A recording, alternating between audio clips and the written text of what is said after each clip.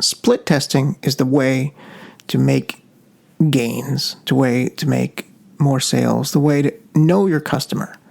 Now, imagine being able to perform as many as 4,317 split tests in the time that it takes your competitors to perform a single split test. That's exactly what Scott Zetlan and his company Visiopt enable you to do, and much more. Scott Zetlan believes that the number one point of leverage in every business is not traffic, it's not media buying, or even copy, but something called smart relational optimization. By plugging holes in your sales pages, your funnels, and via cells, you're able to increase conversions substantially, even if you believe your pages are already fully optimized. In fact, it's not uncommon for established so-called fully optimized offers to see 30%, 75%, and even 127% or higher increases in conversions from a single split test. Using Scott's methods, your prospects and customers will show you with their credit cards exactly what has to be shown on your pages and funnels and where they must be shown to maximize your sales. And today, I bring on Scott as my guest for this episode, and we unpack all the details. Let's get started. Welcome to Health Business Mastery, the Creative Thirst podcast. I'm your host, Bobby Hewitt. Scott, welcome to the show. Thank you so much for having me, Bobby. Yeah, thanks for making the time. I know your time is very valuable. You're super busy over at Visiopt, and thank you for just joining. Oh yeah, my favorite subject is to talk about optimization and improving conversions, so I'm super psyched to be here. Thanks. I know you have a lot of experience in A/B testing, and really kind of built the tool to end all tools, right? Probably out of frustration of all the other tools. I really love your tools, but I don't also want to get into like the weeds. Let's talk about A/B testing. Let's talk about how it pertains to supplement companies and some gotchas and pitfalls and dangers and some really just some eye-opening stuff on this episode. Yeah, that would be awesome. I'd love to dive in. Fantastic. Let's start with the customer, right? Because a lot of times supplement owners don't do the research. They don't understand the customer they're bringing in, and that has a lot of ramifications on the upsell take rates, the things you test, the type of tests that you run, and really it affects the business overall. Earlier, we were talking about the different emotional states of the buyer, right? A low emotional state versus a high emotional state. Let's talk a little bit about that. Give the listeners a little background of what we mean by emotional state, and then go into it, how it pertains to supplements. That would be awesome. Yeah, I think out of all industries, at least from my experience, one of the industries that makes this mistake the most, and it's just the nature of how the industry has grown, is in the supplement industry. And what I mean, maybe this isn't a basic, cruder way, but I sort of talk about it as, hitting the bottom of the barrel, the bottom of the bucket, not in a negative way to be, negative towards the actual consumer. But when you are targeting customers, let's take an obvious one, weight loss, but it applies to everything, that is willing to raise their hand at everything that says, I'm going to lose 30 pounds in 30 days. They are a low emotional state buyer. So a problem, top of head, and there's a lot of problems you and I could probably riff about and talk about, but one of the basic problems with that is that when they're that type of thing, I can pretty much guarantee that they're getting a higher refund rate. I spoke with a lot of my clients and customers and friends, and what will typically happen is when they refund and they return the refunds in their warehouse, they will not only have their product, but they may have their competitors' products, which means that this same emotional state person is not only buying your supplement, but buying 3 or 4. They are, for lack of a better word, desperate for an answer, for a solution, willing to grasp at everything. And without going too deep right now, one of my biggest problems with this is that it seems good to the supplement company at the beginning, boy, we're getting a lot of customers. But like you pointed out, as you brought up this question, was that how does that really affect your lifetime value? How does that affect your return rate? How does that affect your average order value? And so I think that there has to be a distinct balance. And I think it starts with awareness as to who do we want as a customer. We don't need or want everybody, right? It doesn't make sense to our economics.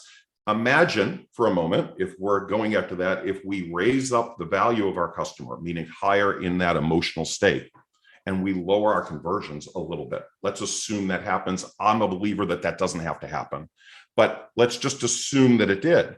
Like you pointed out, they're going to take the higher emotional state is going to have less returns right off the bat. It means that there are going to be less credit card problems and chargeback problems, which is a huge issue in the industry for anybody that's scaling.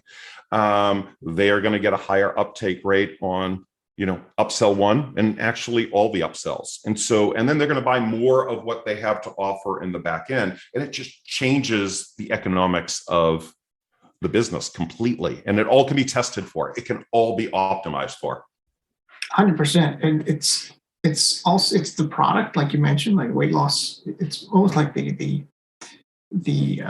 problem, really. It's the problem, but I think it's also the offer as well, right? You can have an offer that brings in better buyers than others, and it's also the kind of like the little niche that you're going after, right? Like, so there's like the biohackers niche, right? That would be a very high emotional state buyer, right? Because they're looking to really optimize themselves, right? They're overachievers. Those are probably two opposite spectrums, right? The bio optimizer and the weight loss, right? Yep. And then you have everything else in between. It's difficult to kind of target that emotional state. It's difficult to kind of know what that emotional state customer is. Yep. So one of the things that I know you and I always go back to is research. Yeah. So let's chat a little bit about how we can do research on the front end in the beginning to kind of get a better understanding of that emotional state.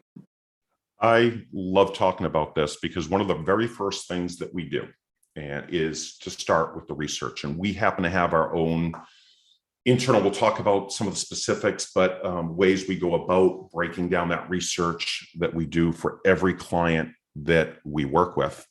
When we're doing client work, when we're not doing it with them, when we're advising and they're using our system, the same thing. And one of the biggest mistakes, and you just touched upon it, is we have some extremely bright people in this industry, very, very sharp. We have some great copywriters. They understand their market and their core emotions. But by doing that and having that understanding and being able to produce a product and offer that has success, I believe that they're leaving a lot of money on the table. And back to the emotional state, that they may be picking up the wrong customers or clients because of it.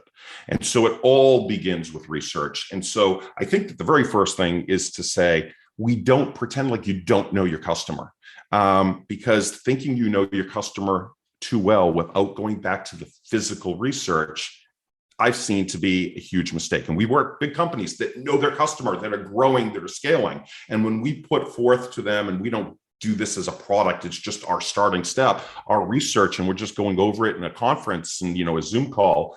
I mean, most of them are short. Where'd you get that? How'd you get that? Can you send that over to our ad department? So I think a couple of things I would just on a broader scope like there. If you go through the research, and I believe it's both competitive and the psychographic type of research to really understand your customer, it does a few things for you. It, number one, can permeate your entire company.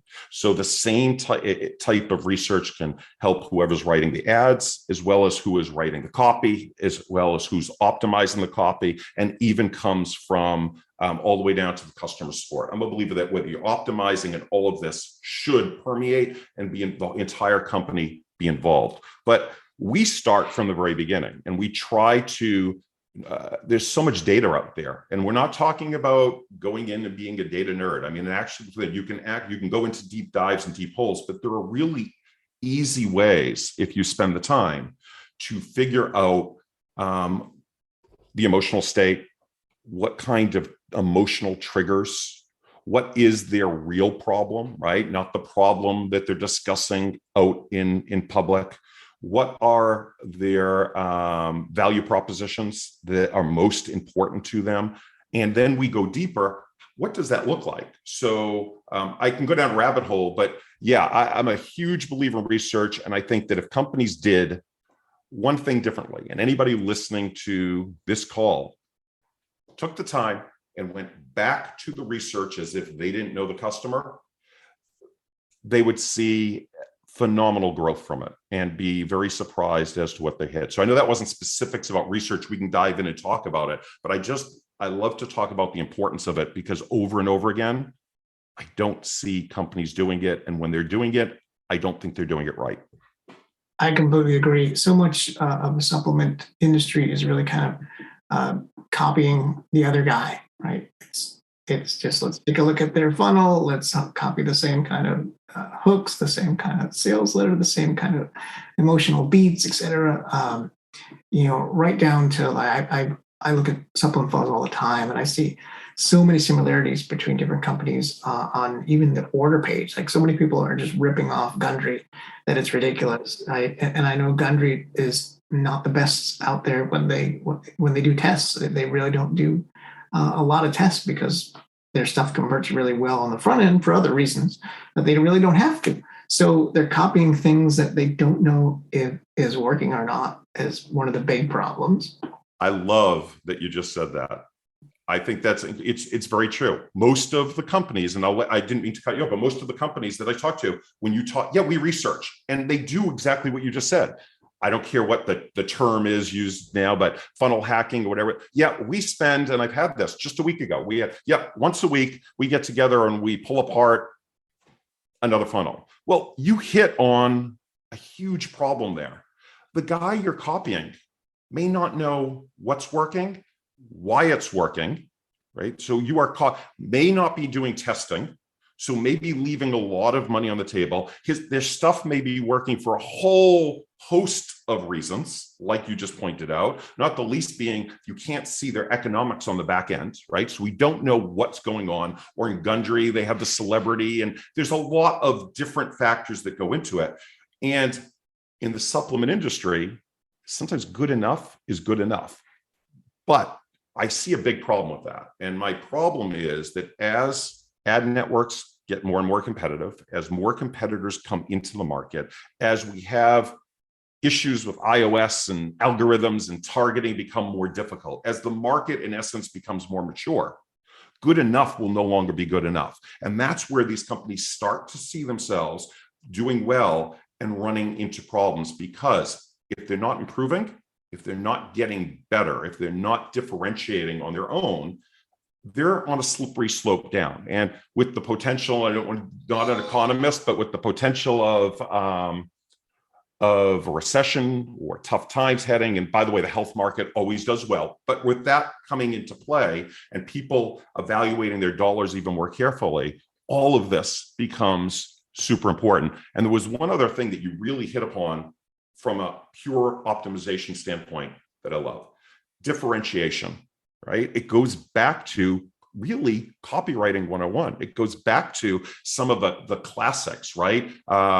Eugene Schwartz in breakthrough advertising, which should be the Bible, right, for marketing. And he talks about, and I forget the wording he used, and if you are copying other people's hooks, other people's ideas, if things look too similar, you will have some success. And maybe you're doing really, really well now. But let's just think about how much money you are leaving on the table potentially, and how much profits by doing that. And so I think the lesson there is, aside from research, fried and everything, from our point of view, I believe from there, do all that research. Funnel hacking or reviewing your competitors can be an initial start, but it's just the start. And you have to dig deeper to find out how you can differentiate. And that's when you're going to see the breakthroughs.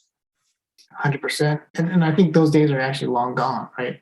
The days of just slapping up a funnel and white labeling or drop shipping and copying someone else's funnel, they're over already. Right? 10 years ago, 15 years ago, yeah, you could absolutely do that and make a killing, but not anymore. Yeah, for a whole host of reasons, right? I mean, we talked about it: competition, compliance, market sophistication. This is, by the way, going back to Eugene Schwartz, who again I think should be everybody's hero. At least it's a blueprint. He talks about this, right? Markets are going to get more and more sophisticated. The internet becomes more and more sophisticated. And by the way, what I'm about to say, I don't take this as the golden rule, but all you have to do is see one of the supplement manufacturers throw up one of their traditional VSLs onto Facebook and look at people's comments. Now, granted, there's a lot of trolls. I get it. Granted, that isn't the end all, but see how people think about the 45-minute or 1 hour presentation. Think of how they think about the ones that aren't educational, and start reading through some of those comments, and you start to at least get a feel for what your consumer, right? That grumpy old man or grumpy old woman is the way I tell them to look at it, right? Like a so what type of thing. The more sophisticated buyer, somebody higher up to tie this into our emotional state. Yes, I agree. Like you can have weight loss, but there's a difference selling to a guy in weight loss that's low emotional state that says, I don't care, I'm going to believe everything. I'm going to take this pill because it's the easiest, my magic button, versus try selling to in a female in the women's market, which are much more sophisticated than men,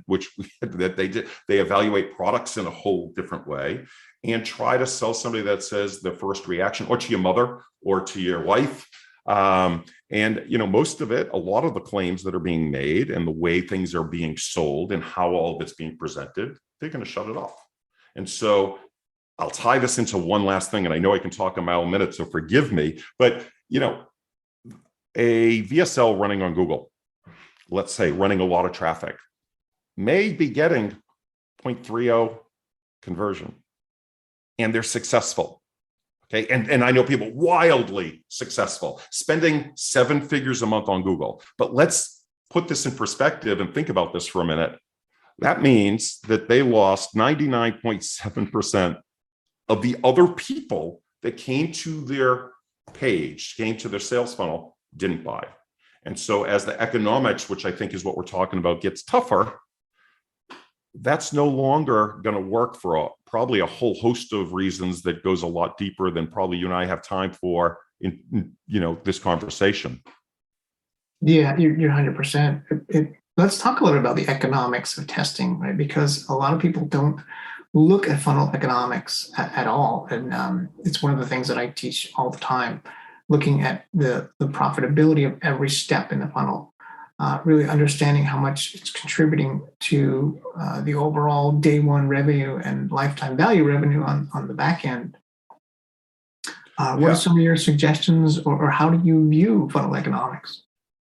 I think that's a phenomenal point, and you're right. People generally look at testing and optimization in a very simplistic way.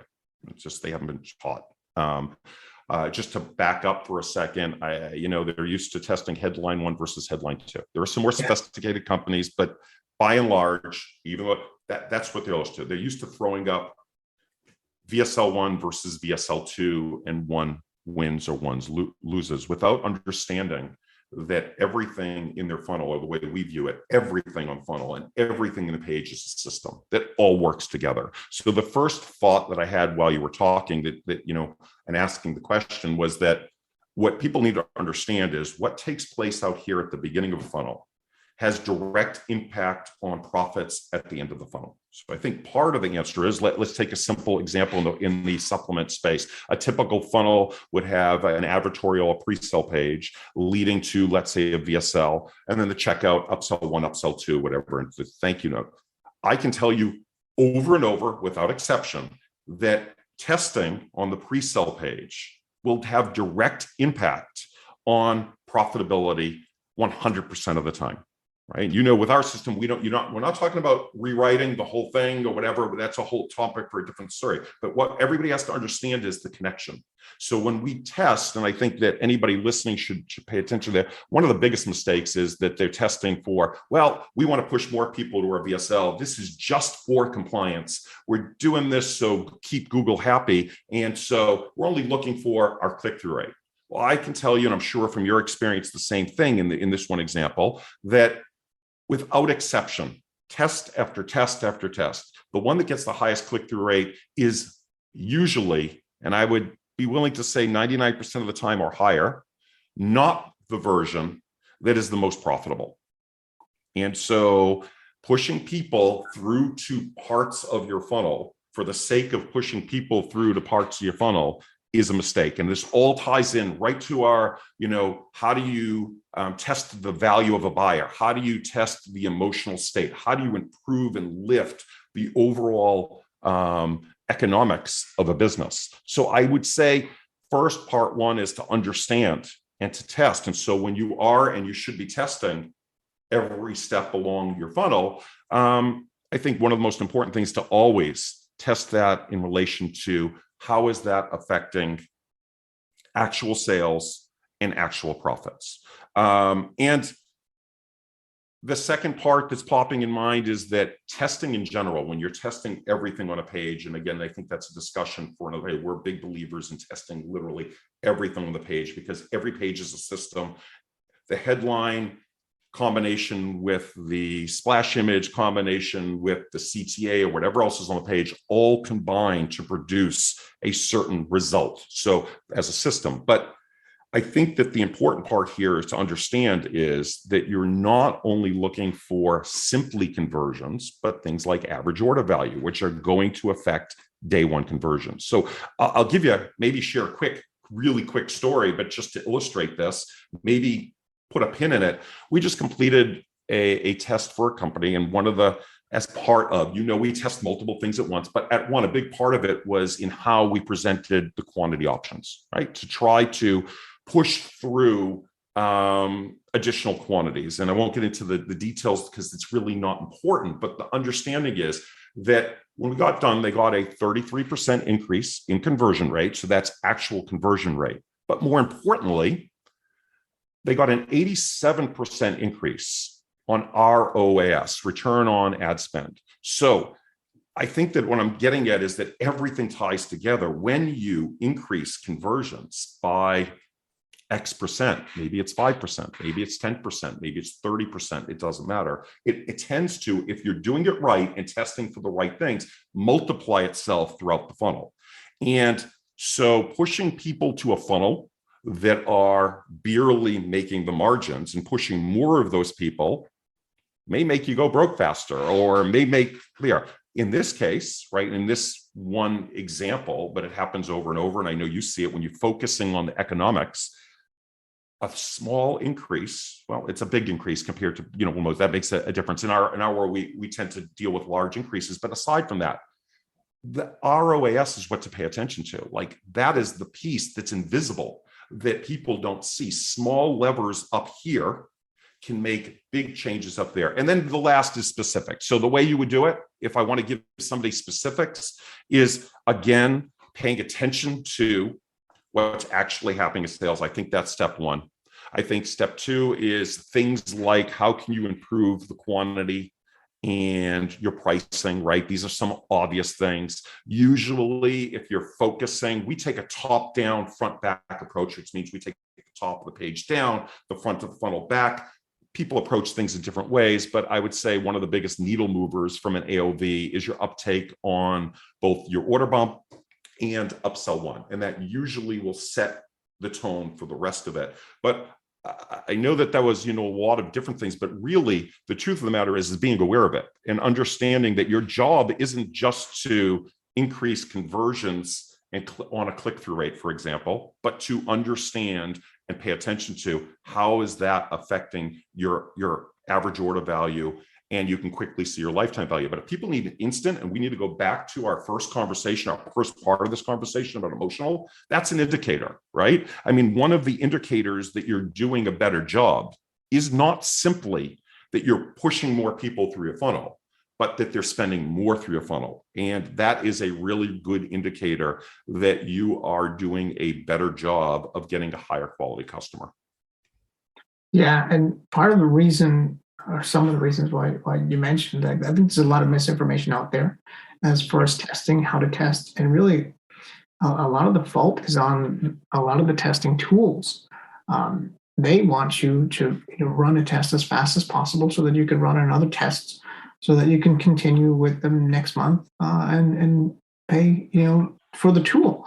But a lot of people don't have the traffic to really run a test. The people with the traffic maybe wasting tests, like you said, or focusing on smaller levers because they want to get through tests faster.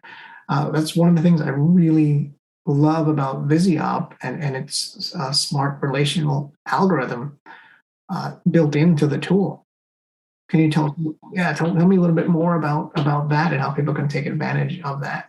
Sure. So a couple of things before I even say that there is that, I'll just add a tip in here, is because I think it was tied into what you do. You want big swings, right? If you want to get in and out of tests quickly, the key is to get big swings. There's no other way around that. In other words, if you're getting a 4-5% increase, which by the way, for a business doing volume, it's all about Kaizen, right? It's all about continual improvement, and that's good. But the problem with that is that it's going to take you a long time to get in and out of a test. And a mistake that people make is getting out of that type of a test too quickly, assuming they have a winner. And they do this a few times. And what ends up happening eventually, more times than not, is the test cross, meaning what they thought they had a winner really isn't a true winner. And it's all because there's a tremendous amount of misinformation out there. You mentioned our smart relational algorithm. So Visiopt is a optimization suite, a tool, but one of the functionalities is to get in and out of tests fast, to get smarter faster. And we believe in doing that a couple of things. We believe in testing the relationship, as I sort of mentioned before, meaning you don't want to just test headline 1 versus headline 2, or worse, make a bunch of changes to a page and have page A versus page B and not have any understanding of which of those variables is actually making any impact. Our smart relational algorithm, in simplest terms, and I don't want this to sound like hyperbole, but the question I usually will ask is, well, if you can do 4,317 split tests in the time your competitor does one, right, with no additional traffic, who's going to win? Who's going to get smarter faster? And so in its simplest core terms, that is one of the functionalities of Visiopt, without having to have any experience in multivariate testing, without having to have a technical team or the technical backup. You're able to test a lot of stuff fast and do so without any additional traffic. And when you do this properly, you end up getting large swings of 20, 30, 50, 100, 200% differences for what people thought were fully optimized offers. When you see swings like that, if you see a swing of, let's take a lower end, 30 or 40%, versus your test that's really doing 5 or 7% or 10% difference, you can then get in and out of the test quicker. Now, we have a bunch of other tools and functions that enable you to do that even quicker, that go beyond, I think, the scope of this tool. But we've been developing and working on one thing for the past 8 years, and that is all about helping companies improve their conversions. And so if we had to say one thing from the rooftops for everybody to hear, our mission really, if that's what it is to tell companies, we work, and I know, work with companies that have phenomenal copywriters at their disposal. They have many of them, some don't, some do, great teams. There has not yet been an offer that they're running successfully to cold traffic that hasn't had what I call holes in the bucket, leaky bucket, right? That isn't missing out on conversions. And I like to tell people, depending on where you are in the optimization of your offer or success of your offer, right? If you don't have those 5- and 6-figure copywriters to spend on copy because you just don't, you think about the type of improvements that you can see. So we just want everybody to understand that they're leaving a lot of money on the table, and that beyond that, I think that, or I know that if you can focus on one thing in your business, and I know everybody wants to focus on traffic and where can I get the next traffic, and is so-and-so allowing my supplement traffic to go through, or is somebody shutting off, or what if Facebook changing the algorithm? If you can focus on one lever and spend 15 minutes a day focusing on what can be your next test, your next conversion test, regardless how sophisticated or not. I can tell you that you will go leaps and bounds above your competitors, and more importantly, maybe make your business much more stable, especially in what may be a bumpy economy. You're absolutely right. As things get harder to sell because people are tighter with their wallets, as traffic becomes more and more expensive because the big boys are squeezing out everybody and want to own that, as tracking on those traffic platforms becomes more complicated with the removal of cookies. Yep. It's like the perfect storm of, a lot of people are going to get cut out. They're going to get removed from the business. And the way to stay in the game is optimization. Yeah, 100%. It doesn't sound sexy, right? But money is sexy. So, that's why when you see social media and so-called gurus and everybody, they're all pushing what is sexy. Traffic is sexy. Talking about TikTok coming out and being the latest platform is sexy. But the truth is, you and I have both seen from behind the scenes what really is changing those levers, regardless of what people are talking about in a mastermind or online or there. What really is moving those levers is really what's in your control. You can't control changes in the Facebook algorithm or Google's change or whatever happened to it. But what you can control 100% is the experience that takes place on the landing page and on your funnels. And it's the ultimate success because people are going to vote with their pocketbooks or wallet and tell you which version of that page is best by pulling out their credit card and putting anything. And so there's no doubt as to what is working or what's not working. And so, yeah, that I think is by far the biggest message. If you can scream it from the rooftops and give people that's going to save companies or help successful companies grow, it's really to focus on optimization and put more of their time, more of their effort, and more of their focus onto this. The traffic will take care of themselves. I'm reminded of a quote that I don't know who said this. I'd love to be able to give them credit, but even the professionals forget this, right? Amateurs focus on traffic, professionals focus on conversions. And I heard that one time and it stuck, and it's absolutely true. When you take care of the conversions, the traffic is easy. It's funny if you think about it, because the business owner, right, wants the same thing that the supplement buyer wants, right? The supplement buyer wants magic pill. The business owner wants an easy button, right? So the supplement buyer is always looking for that next thing, what's the next pill that's going to work? This one didn't. And the business owner is looking for what's that next traffic source? What's that next big time copywriter that I could pay the six figures to? And They just want a magic button, like both sides of that market. That's really smart. It's really true, right? And by the way, this is not enough. We all can fall victim to it. So we have to, whether it's a mantra or however, you have to be aware of it and really laser focus. And those that laser focus, by the way, to that point, and which I love because it really is. And that isn't to say that business owners are a low emotional state. It's just that everybody wants that easy button.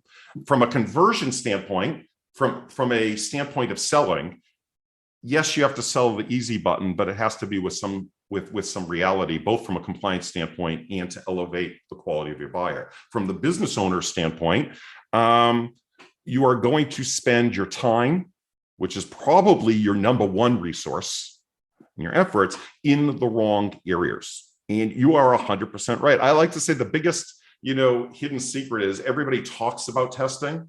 Very few actually do it. And those that do it don't do it enough. And those that do it don't do it right. Probably because they get frustrated for a lot of the reasons like we've touched upon, during this call, is probably a reason. They probably just don't see the success, or it takes too long. But I can assure you over and over again, and I know you can as well because you've seen this hands-on, it's that one lever. And so if somebody were going to give you a lever to change your business and to focus, by the way, the other thought is those who have worked with agencies and ad agencies, what do? They don't build a business. They look for proven offers, right? Dan Kennedy, I thinking of, it's the offer stupid. Well, another way of putting that is you have a great offer that is converting. And so what we're talking about is improving that offer, improving that conversion all the way through the step way. That makes, like we said, everything else easy. It's the 80-20 rule. That's your 80%. It sounds simple when you put it that way. And it is one lever. I totally agree with everything you said. Yep. I kind of see it as like a tapestry, right? Because you pull that one lever, and now that pulls that thread out, and now another thread gets weaker, or another thread gets stronger, or maybe you interweave a golden thread in that tapestry, right? And that affects everything else. It's like a tapestry, or like spinning plates, right? There are many things going on at the same time, and yep. I agree with that. And that's why the optimization is never really done. And I think it also, and by the way, I love that analogy.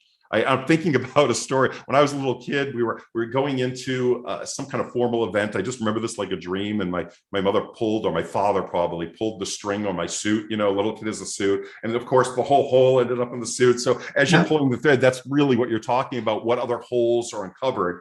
I agree. It's easy to focus on, but not simple. I think that if you have the right mindset and the right tools, and understand that it's not a one and done situation, but something that you should, I think the only solution to what you're referring to is, again, selfishly, we believe having the right tools to do this properly, but above and beyond that, the mindset that it's not one and done, that you're going to continually optimize. And like I mentioned, with the believer in being all part of a system, right? That you have to pay attention to the changes you made here, how they're affecting, I think in part, we talk the rest of your funnel, and maybe even deeper. I mean, if that's all you did, I think most of the people listening to this would be better off. If you're even more sophisticated, you will continue to monitor and see how this affects things like lifetime value, meaning, your 1 month, 3 month, or 6 month, depending on your the repeat buyers and what you're used to, there. And that's another whole other thing that we can talk about another time, but optimizing for, how often they come back and repeat buyers and all that kind of thing. But I take your point, and I agree with it 100%. My goal is not to make it seem like, we just here pulling levers and like being at the slot machines and the jackpot keeps running out. But I still, at least, I don't know, I'm passionate about the fact that I believe that when we look at a business, and every part of the business is important, having, good copy, having media buyers, having good customer support, having good product, differentiating, right? I mean, at the core, having a good product that actually works the way you say it is. There's a lot of moving parts that can all get affected beyond even the funnel. But I do believe that if they focused on, once they have that good product that they're trying to get out in the world, that optimization piece, and it was something that they did. And the good news is anybody can do it, and you can monitor the results. You're not guessing. I think it's the number one worthwhile endeavor that they should and can be working on. And I think it helps take blinders to all these bells and whistles and shiny objects that we were talking about. 100%, Scott. This has been great. Yep. Can you tell people where they can get a hold of you, how they can learn more about Visiopt? Can you talk to us a little bit about the tool? I know there's elements in the tool that are built in that don't come with other tools, like heat maps and video recordings. And sure, I'll just do this briefly because I just want to provide value. But Visiopt is an enterprise level optimization suite, but you don't need an enterprise level budget. So at its core is the testing algorithm. We allow you to test a lot of stuff fast. Now it goes much deeper than that. We have a lot of tools, one we call our smart relational algorithm. Then we have, you can do modern A/B, you can do all kinds of testing without touching any code. One piece of code on your site, it's lightning fast. You'll be able to literally test everything down to the scripts on your page without actually touching the page. You can create different variations of your page without needing a designer, right? Without physically creating the page. So at the core, we have the testing algorithm. You touched upon, or we touched upon here, the importance of thing tracking getting more